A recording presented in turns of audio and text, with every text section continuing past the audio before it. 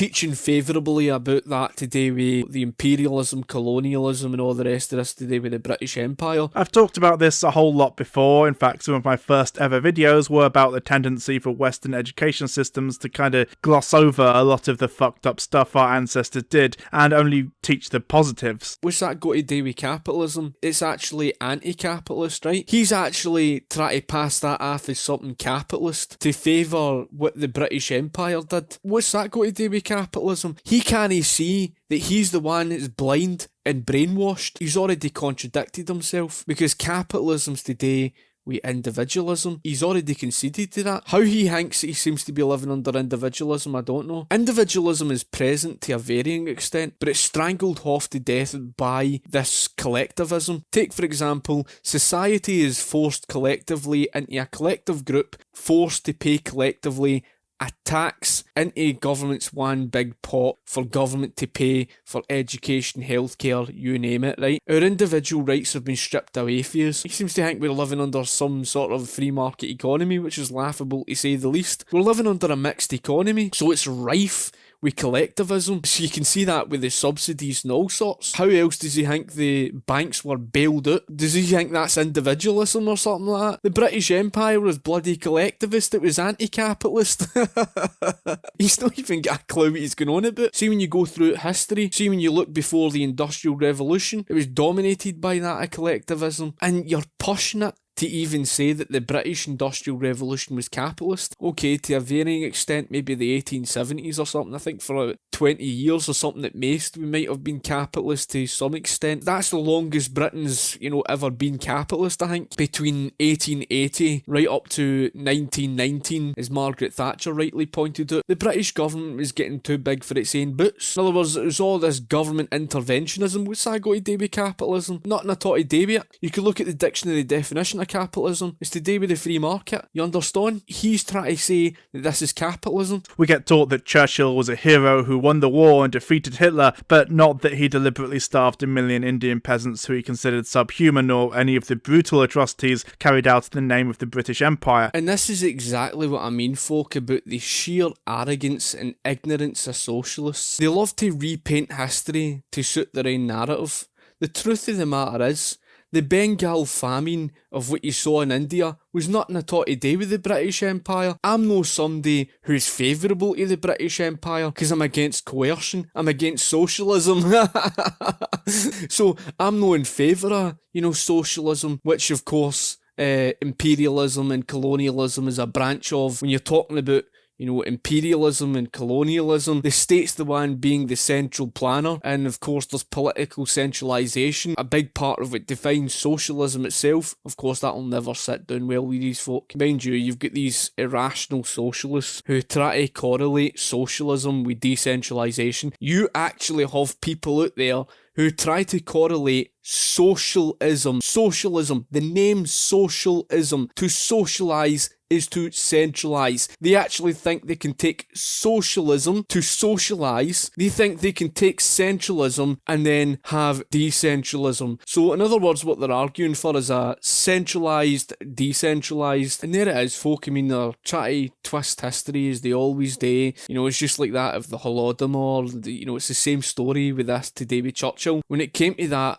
of Churchill and the British Empire, I'm not the biggest fan of it, because it was all collectivist. Collectivism is synonymous with socialism, even by definition. And you could even look at collectivism by definition and you can find socialism is listed under it. Socialism is in relation to it. What you had in Britain was imperialism and colonialism, all that to do with collectivism. I don't know if he's trying to say that this is something to do with capitalism. If he is, then he's shooting himself right in the foot, because he already admitted that capitalism is individualist. Even in the most individualistic and capitalist nations like the US. He somewhat is, in fact, because he's saying through the state education system they're trying to paint this capitalist narrative. Oh well, the British Empire and imperialism and colonialism was something good. How does that even make logical sense? When you're arguing in favour of capitalism, you're arguing in favour of individualism. But we'll talk about the difficulties of life in the Blitz, for example. We'll get taught about the Battle of Britain and the evils of Nazism, but sort of gloss over the atrocities Britain engaged in, including the use of concedes concentration camps decades before the Nazis, deliberately contributing to and perpetuating the suffering of the Irish potato famine, the partition of India, and various massacres throughout the Third World. Well, it's rather quite convenient that he touched upon that one today with the Irish potato famine, and I'll tell you why. Because it was his socialist protectionist tariff, otherwise known as the British Corn Law, that contributed and led to that very crisis in the mid-1840s. And of course the government's intervention, and it's debatable, but the British government itself was problematic. It wore down the people who were road builders, etc., and it basically strangled the British people with higher tax rates. The income tax was imposed in 1843, and then you saw the high income tax rates of 1847. So the British people were basically being taxed and they couldn't help them. And what the British government did, and again this is socialism by the way, because what capitalism's today with charity. Turkey was offering in charity to help the poor Irish people from the famine. They were offering $10,000 in charity. Now if you don't understand, $10,000 in that time period would have been worth an absolute bomb. They're talking about something that's equivalent to about £10 billion today, right? I mean, that's how much $10,000 would have been worth in that time period, and the British government refused it. What's that got to do with capitalism? Capitalism's to do with the free market. How the hell did you draw to a logical conclusion that a free market was something about government laying down restrictions? This is what you're up against. Folk like this who have not even got a clue about history, but they just want to say, it's all the fault of the free market, it's all capitalism's fault. They've not even got a clue what they're going on about. You've not even got a clue about history. The whole thing today with the Irish potato famine, number one, the British Corn Laws, socialism.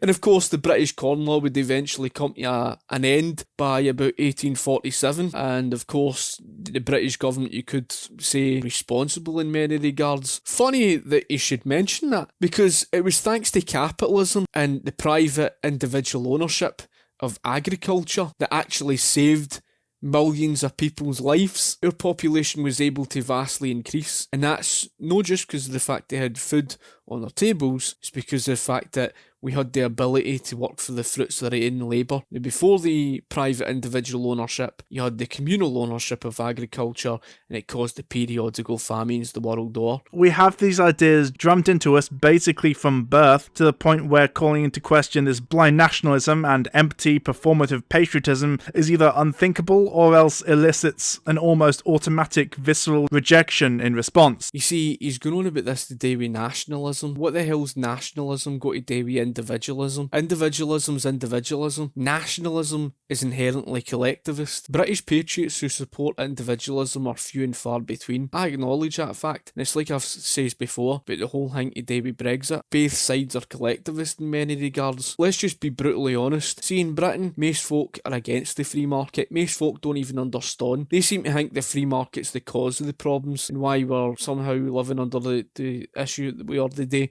Unfortunate as it is to say, these nationalists really only on my side. I agree with them on Brexit, that's about it, right? And it was the same thing today with Scottish independence. It wouldn't matter about the whole thing today with Scottish independence with the Scottish nationalists or its unionists. They were arguing for more or less the same policies. They were arguing to defend social security, state pensions, and both sides were arguing back and forth to one another about, oh, we need to protect the NHS and all the rest of this collectivist crap. I'm sitting there thinking to myself, why don't we just get rid of the NHS and all the social security? In fact, so much so, I get banned from the Better Together campaign page and the Yes Vote page simply because I dared to challenge a bunch of socialists. And that's the same story with the whole Brexit movement. Right, I'm not saying that all socialists supported that today with, the European Union. Us who support the free market are no worth mentioning, because see, when it comes down to the two groups, you've got nationalists who are basically all for this strong big government and imposing their will collectively on everybody else through coercion, and then you've got those who are just another bunch of collectivists who want the same stuff, only They just want it on a more internationalist stage. That's the truth. What you've got today is these nationalists who are strong protectionists. They're not even in favour of capitalism at all. They're anti-capitalist. Let's just be brutally honest with you. They're what you call subconscious corporatists. Unfortunate as is to say, the majority are collectivists. There's a reason my video pointing out that Churchill did some pretty bad shit in the past got mass flagged by British nationalists. Because a bunch of collectivists attacked you, that somehow makes them capitalist. This kind of reminds me of fascism rising up against that of communism and fighting, and then, you know, socialists saying, oh, but the fascists used the private sector, and because fascism fought against communism, that means it's somehow anti-socialist. They put socialists in concentration camps to die. It must be anti-socialist. Yeah, that explains why Adolf Hitler basically abolished the Weimar Republic's trade unions in 1933 and replaced it with his very own trade unions, known as the German Labour Front. Socialists are amusing. Here's an interesting question. When does education become indoctrination? Well, when you put the education system into the hands of the state, you give the state the power to basically regulate what you're educated, or shall I say, indoctrinated with. Because the purpose of state education from history, no just my word, you can research it yourself. You say that you're the one that does independent research. Well, if you're doing independent research, go and learn why state education for history was used as a tool to politically indoctrinate. It's common sense. If you collectivise education, one entity owns the entire education, and it has the power to put out there basically its narrative, basically the state's narrative for the whole of the country collectively. It's easier to politically indoctrinate society then because it's collectivised, it's centralised, and that's got absolutely nothing at all to do with capitalism. PragerU seems rather concerned about this issue despite engaging in indoctrination quite a lot. Now you see, that's exactly what I mean about socialists and all these baseless claims. You have not provided any information whatsoever to critique PragerU. Anytime you find a socialist trying to critique a PragerU video, you'll always find it's filled with all these baseless claims and have no get anything to back up what they actually claim. Take, for example, the laughable Grovel Institute, if you want to call them that, if that's how you pronounce it. One of them was that laughable. She started off by critiquing capitalism and then later on was defending capitalism. Despite the lie that our market is free, most industries are dominated by a few massive firms. And you'll think to yourself, how did you even achieve that mental loop-the-loop gymnastics? That's exactly what you're up against. I mean, all you've basically did there is just says, well, at the end of the day, it's PragerU, and I just said the name, and that's it. Everybody take me seriously. See my video? You could go through the comments section. Despite the video had about 78 dislikes or something like that, you could go down the video and look through the comments section, and every single one of the critiques that I've had, all they've used is ad hominem attacks. None of them have actually come out with an actual argument. And they've yet to do so. That's the reason why big tech wants to silence us. I think it's rather telling that recently the UK passed legislation banning the use of any material of an anti-capitalist nature, whatever the fuck that means, because again, it's about the narrative. You can't make kids aware of any kind of alternative to capitalism. I can sympathise, and I know where this is coming from. When it came to the riots and what you were seeing, and these teachers that are in these universities spreading out this Marxist propaganda, they are the ones responsible for why you saw the Black Lives Matter movement, etc. And they're creating these emotionally filled students who are looking for grievances and absolutely everything. So they're going out there and they're looking for grievances and everything, becoming very, very violent. That was the reason why they were looking to pass that sort of legislation. Do I agree with state education? Do I completely agree with their approach? No, really. I support capitalism, so I support the free market approach. A free market approach is basically give people choice, give people option, and have open debate and free speech so that you can openly critique, and whichever wins out the argument is the one that stands strongest. That's what I believe in. I don't believe in, state coercion. Your argument there falls flat in its arse. There was a serious problem with the education system and all these universities, etc. They've been feeding out Marxist propaganda. So I can understand to a varying extent why they would then seek to bring in capitalist, if you want to call it propaganda, in the education system. Again, I would not agree with the coercive side. Education should be done to individual choice. You've no got that. They might grow up to become commie scum. Well, I can kind of sympathise with that because I can understand why they would want to prevent communism coming. Again, people like yourself don't even understand the difference between